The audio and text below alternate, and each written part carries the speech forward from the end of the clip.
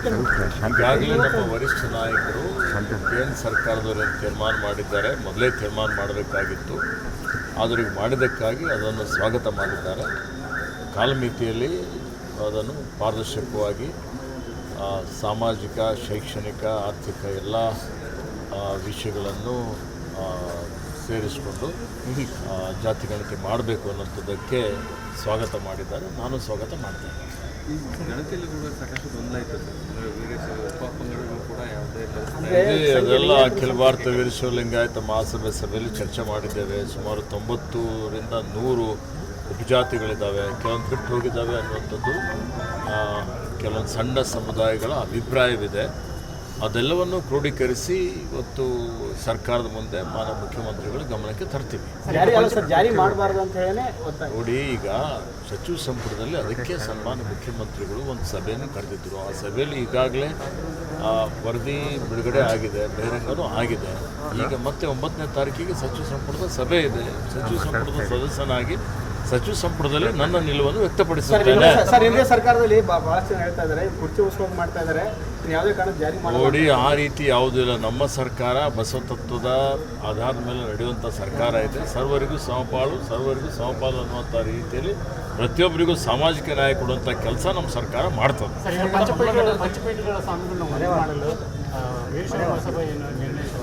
ನೋಡಿ, ಮಾನ್ಯ ಅಧ್ಯಕ್ಷರಾದಂಥ ನಮ್ಮೆಲ್ಲರ ನೆಚ್ಚಿನ ನಾಯಕರಾದಂಥ ಮಾನ್ಯ ಶಿವಶಂಕರಪ್ಪ ಸಾಹೇಬರು ಏನು ಎಲ್ಲ ಮಠಾಧೀಶರಿಗೂ ಒಗ್ಗೂಡಿಸಿ, ಎಲ್ಲ ಒಳಪಂಗಡಿಗಳಿಗೂ ಒಗ್ಗೂಡಿಸಿ ಸಮಾಜ ಒಗ್ಗೂಡಿದರೆ ಇವತ್ತು ಅದರಿಂದ ಎಲ್ಲರಿಗೂ ಲಾಭ ಆಗ್ತದೆ. ಉತ್ತಮವಾದಂಥ ಬಲಿಷ್ಠವಾದಂಥ ಸಮಾಜ ನಿರ್ಮಾಣ ಮಾಡಲಿಕ್ಕೆ ಸಾಧ್ಯ ಆಗ್ತದೆ. ಅದರಲ್ಲಿ ಎಲ್ಲರೂ ವಿಘಟನೆಯತ್ತ ಹೋಗಬಾರ್ದು, ಎಲ್ಲರೂ ಸಂಘಟನೆಯತ್ತ ಹೋಗಬೇಕು ಅನ್ನುವಂಥ ಒಂದು ಆಲೋಚನೆ ಮಹಾಸಭೆಯ ಮೊದಲಿನಿಂದಲೇ ಇದೆ. ಅದನ್ನು ಕಾರ್ಯಗತ ಮಾಡ್ತಾ ಇದ್ದಾರೆ. ಅದಕ್ಕೆ ನಾನು ಅಭಿನಂದಿಸ್ತೇನೆ.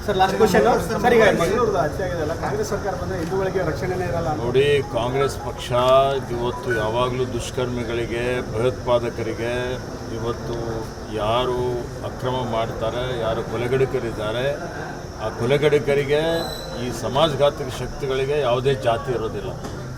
ಇವತ್ತು ಯಾವುದೇ ಹಿಂಸೆ ಆದರೂ ನಮ್ಮ ಸರ್ಕಾರ ಅದನ್ನು ಅತ್ಯಂತ ಗಂಭೀರತೆಯಿಂದ ಪರಿಗಣನೆ ಮಾಡಿ, ಯಾರು ತಪ್ಪು ಮಾಡಿದ್ದಾರೆ, ಯಾರಿವತ್ತು ಕ್ರಿಮಿನಲ್ಸ್ ಇದ್ದಾರೆ, ಆ ಕ್ರಿಮಿನಲ್ಸ್ಗೆ ಎಲ್ಲಿದ್ದರೂ ಬಿಡೋದಿಲ್ಲ. ಅಂಥವ್ರಿಗೆ ಶಿಕ್ಷೆ ಕೊಡುವಂಥದ್ದು, ಉಗ್ರ ಶಿಕ್ಷೆ ಕೊಡುವಂಥ ಕೆಲಸ ನಮ್ಮ ಸರ್ಕಾರ ಮಾಡ್ತದೆ.